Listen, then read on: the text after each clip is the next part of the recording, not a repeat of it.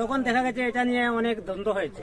তখন এখন আমাদের মনে করেন গোয়াইনঘাট উপজেলা মহোদয় উনি কি করছে, নির্ধারিত টাইম দিয়ে দিচ্ছে বা সময় দিয়ে দিচ্ছে 1 থেকে 1.5 ঘন্টা বা উঠে 2 ঘন্টা, 2 ঘন্টার অধিক যদি ঘুরতে চায় কোনো লোক, তাহলে মাঝির সাথে যোগাযোগ করে আবার আলাদাভাবে কন্ট্যাক্ট করে ঘুরতে পারবে। আগের থেকে অনেক সুবিধা হয়েছে। আর এখন মনে করেন যে পার পার্সন টিকিট আছে 750 টাকা নৌকা, প্রত্যেক জনের পিছনে লাগাই আছে, কোনো সমস্যা নাই, এতে ওতে অধিক নিতে পারবে না। আর 50 টাকা আপনার কি নেয় এটা?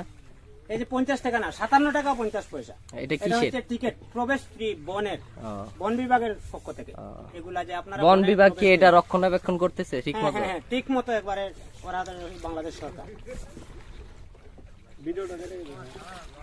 আচ্ছা মামা, আপনাকে অসংখ্য ধন্যবাদ।